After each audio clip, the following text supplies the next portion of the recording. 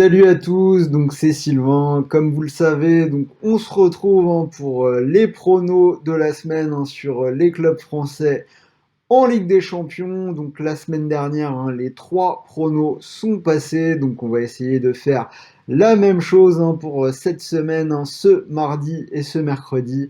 Alors, avant de commencer, comme d'habitude, un bonus. Sachez que si vous souhaitez parier sur ces matchs de Ligue des Champions, vous pouvez profiter d'un bonus de 150 euros sur The Bet. Donc, un premier pari remboursé en free bet de 100 euros et 50 euros de free bet supplémentaires à aller chercher sur vos mises suivantes. On en parlera tout à l'heure. Alors, on démarre très vite, on rentre dans les matchs du jour. Donc, le premier match, c'est bien sûr le match de mardi soir entre Marseille et l'Olympiakos. Dans ce groupe, la messe est dite, j'ai envie de dire qu'elle était dite depuis un moment. Même si donc maintenant City est qualifié avec 12 points, Porto a 9 points et les deux équipes vont se jouer la première place. En bas du classement, donc l'OM a 0 points et l'Olympiakos 3 points pris au match aller. Donc là, pareil, dans ce match, les deux équipes ont pour objectif de se qualifier en Ligue Europa. Alors bien évidemment, c'est la dernière chance de l'Olympique de Marseille de donner un nouvel élan à sa saison européenne. L'OM qui doit gagner par au moins 2 buts d'écart pour prendre l'avantage au niveau du goal average particulier contre les Grecs. Ces matchs de l'Olympique de Marseille, ils sont très durs à analyser au niveau de ce qui se passe dans les résultats, même pour moi qui les suis vraiment de très près. Donc si on résume les choses, on a une série ultra négative sans précédent en Ligue des Champions avec 13 défaites d'affilée. On a un OM qui a été à nouveau dépassé la semaine dernière à la maison contre Porto 2-0. Mais par contre, à côté de ça, on a une victoire contre Nantes au Vélodrome, 3 buts à 1 ce week-end. Un OM qui a montré vraiment des belles choses. On a vu un Thauvin buteur, un Payet qui semble retrouver des sensations et un Beneteau combatif qui semble lui aussi commencer à aller un peu mieux. Alors la question qu'on peut se poser, c'est dans quelle mesure peut-on se référer à ces matchs de Ligue 1 pour pronostiquer un match de Ligue des Champions. A priori, je dirais il ne faut pas s'y fier quand on voit que, aussi catastrophique que Marseille a pu l'être en Coupe d'Europe, à chaque fois l'équipe a répondu par une victoire en Ligue 1 contre Lorient, contre Strasbourg et donc contre Nantes avec un match quand même beaucoup plus enthousiasmant cette fois-ci. Alors, la vraie question, peuvent-ils le refaire contre l'Olympiakos dans un match où Balerdi sera suspendu? Alors, quelques éléments de réponse. Donc, on a vu quand même que le gros mieux qui avait été observé ce week-end du côté de l'OM coïncidait avec une formation en 4-3-3, un milieu avec un double pivot Camara-Rongier et un Cuisance qui a été positionné au cœur du jeu avec Payet et Thauvin sur les côtés et Benedetto en pointe. Alors, au vu de tout ça, c'est Sanson qui risque un petit peu de faire les frais du remaniement du milieu de terrain, mais a priori, on pourrait peut-être avoir trouvé quelque chose du côté de l'animation offensive d'André Villas-Boas. Alors, côté Olympiakos, j'ai envie de dire qu'on a un petit peu quand même le même syndrome. 5 victoires consécutives en championnat, mais 3 défaites de suite en Ligue des Champions sans marquer. On parle beaucoup de la série négative de l'OM, mais au final, si on regarde quand même bien, la seule chose qui sépare l'OM de l'Olympiakos, c'est un but au match aller à la 92e minute. Maintenant qu'il y a vraiment plus rien à calculer dans cette Ligue des Champions, j'ai envie d'y croire un petit peu pour les Marseillais. Je pense que l'OM et même globalement les clubs français dans leur ensemble se sabordent un petit peu avec des calculs d'apothicaire en se disant qu'ils vont jouer la prudence sur tel ou tel match dans un groupe avec 6 matchs parce qu'il ne faut pas perdre à tel ou tel endroit et je pense que ça les pénalise. Là pour l'OM, il n'y a vraiment plus rien à calculer. C'est la finale pour la qualification pour l'Europa League. C'est au Vélodrome que ça se passe et je pense que pour le coup, il n'y a pas tant d'écart que ça entre les deux équipes. Donc sur ce match-là, hein, je vais y croire. Je vais partir sur la victoire de l'Olympique de Marseille pour une cote à 2,32. Alors, à signaler que Valbuena, hein, qui était annoncé forfait pour les Grecs, était bel et bien dans l'avion ce matin avec ses coéquipiers. Donc, à voir ce que ça veut dire. J'imagine qu'il fait partie quand même du groupe. Deuxième match, c'est l'affrontement entre les Russes de Krasnodar et le Stade Rennais. Donc encore une fois, hein, là, un match vraiment pas évident à pronostiquer, hein, je vous le dis d'emblée. J'ai fait un choix, mais ça peut clairement partir dans tous les sens. Alors là, c'est la même chose que dans le groupe de Marseille, hein. On a Chelsea et Séville qui sont déjà qualifiés, qui vont se disputer la première place. Et de l'autre côté, hein, on a Krasnodar et le Stade Rennais, hein, qui sont éliminés avec un point chacun suite au match nul de l'aller, qui vont se disputer la place en Europa League. Alors, on a deux équipes, hein, qui sont vraiment pas très bien en ce moment. Rennes, c'est une seule victoire sur les 10 derniers matchs, hein, une série qui commence plutôt à être longue. Cette victoire, c'était le fameux derby contre Brest, hein, où les deux défenseurs centraux ont marqué de la tête. Alors après, là aussi, hein, c'est quand même pas simple à analyser, hein, parce que ces Rennais, ils ont vraiment pas été ridicules en Ligue des Champions dans la double confrontation contre Chelsea. On se souvient des polémiques du match aller. Donc bon, c'était pas si mal que ça. Et au retour, hein, on a cette équipe de Rennes, hein, qui tombe en toute fin de match, hein, sur ce but de Giroud. Mais les Bretons qui tenaient un bon résultat. Il y avait eu ce but de Guirassy, hein, qui avait pris le dessus de la tête sur Zouma, hein, j'en avais parlé, hein, que ça allait être compliqué de la tête. Et ben ils avaient réussi, hein, Guirassy qui avait gagné un duel aérien contre Zouma pour marquer, mais au final, ils prennent ce but de Giroud en toute fin des arrêts de jeu. Donc on avait le dénommé Jairzinho, hein, défenseur central que je ne connaissais pas plus que ça, qui remplaçait Aguerd.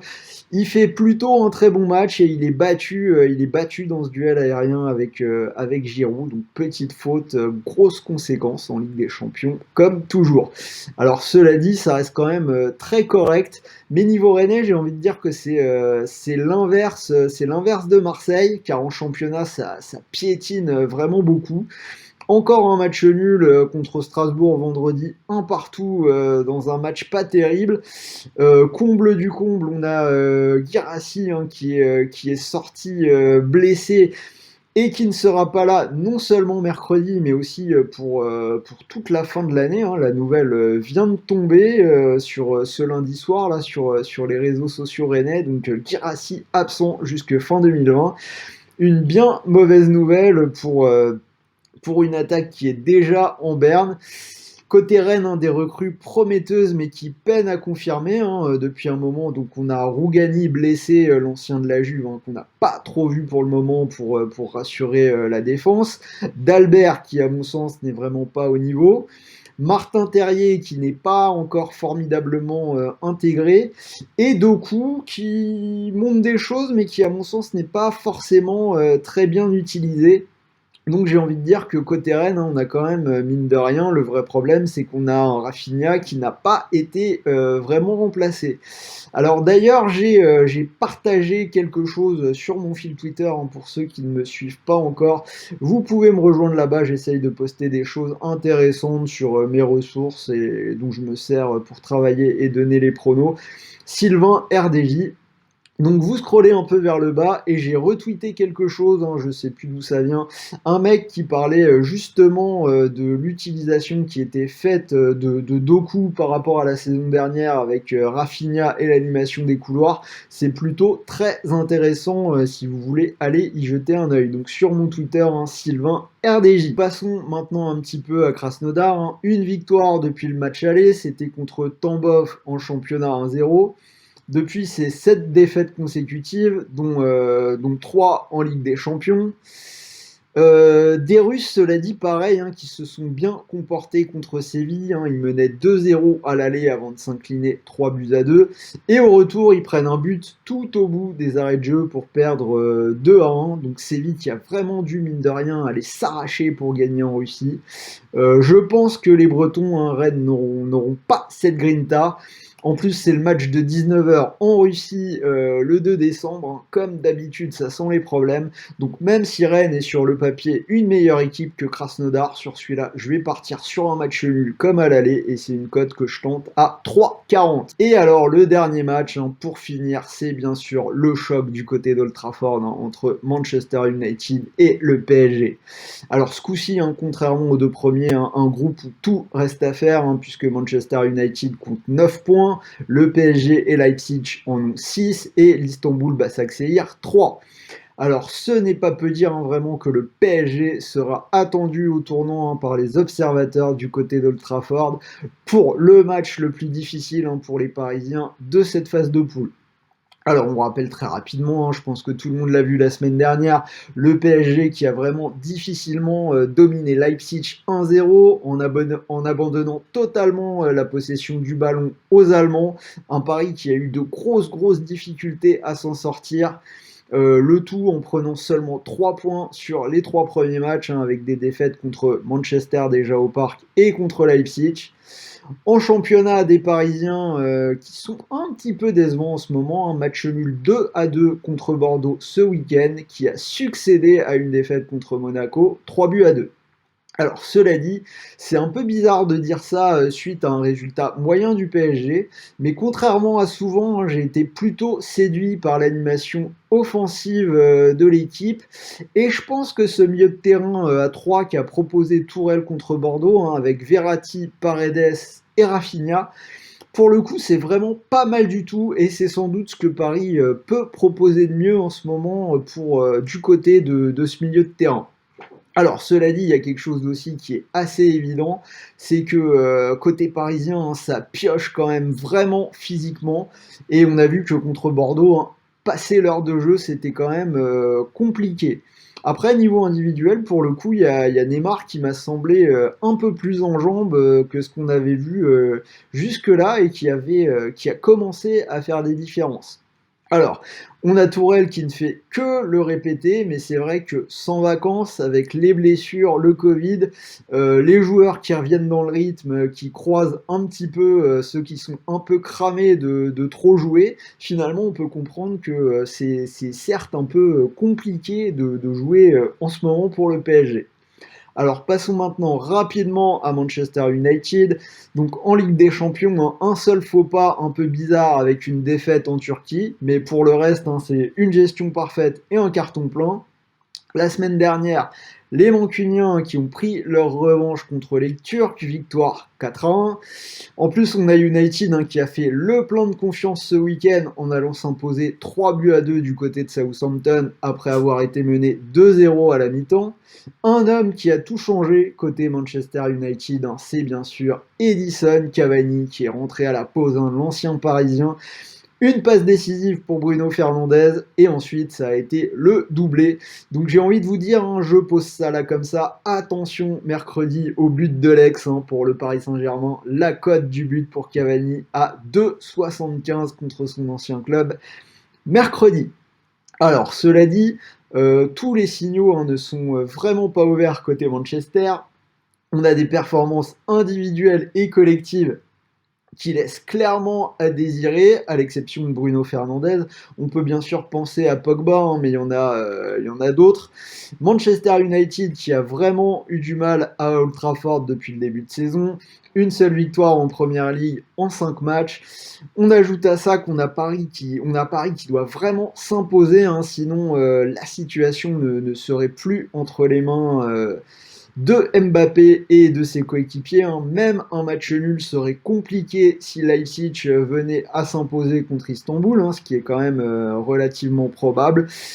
Situation compliquée, mais pour ma part, c'est le scénario que je vais choisir, et je vais partir là aussi sur le susdit match nul dont je viens de parler pour une cote à 3,50. C'est aussi un match où je vois potentiellement largement les deux équipes marquées, mais pour les scénarios de ces matchs-là et de tous les autres, hein, on en reparlera demain dans le live avec Sarah. Donc ça se passe demain à partir de 13h en live sur Facebook, YouTube, Twitch. Alors, petit récap rapide des paris, la victoire de l'OM, le match nul pour Rennes Krasnodar et le match nul également pour Manchester United PSG. Donc si vous souhaitez éventuellement combiner ces trois pronostics, hein, je vous le dis d'emblée, je ne suis pas nécessairement sûr de moi, mais si vous voulez les tenter, hein, je rappelle que les trois pronos sont passés la semaine dernière, ça vous fait une grosse cote, belle cote cette semaine, à 27,61. Donc typiquement, hein, je vous ai parlé au début de cette vidéo du bonus de The Bet. Hein. Donc si vous misez vos 100 € sur ce combiné à 27,61, vous pourriez remporter 2760 €. Et bien sûr, donc si votre pari est perdant, vous récupérez 100 € en free bet pour continuer de jouer. Et vous pouvez même, je vous l'ai dit, aller chercher 50 € de free bet supplémentaires avec vos mises suivantes. Donc voilà, j'en ai fini pour aujourd'hui, hein. J'espère que cette vidéo vous a plu. Les matchs sont un peu compliqués, donc n'hésitez pas à me dire ce que vous en pensez dans les commentaires, à me donner vos pronos. Et si vous aimez, faites-le moi savoir avec un petit pouce vers le haut, on en a besoin. Ça fait toujours plaisir. Abonnez-vous, parlez-en aux amis. Et pour la suite, je vous dis à demain pour le live avec Sarah pour parler de tous les autres matchs. Bonne soirée, bon match, bon pari et bon gain à tous. Ciao l'équipe!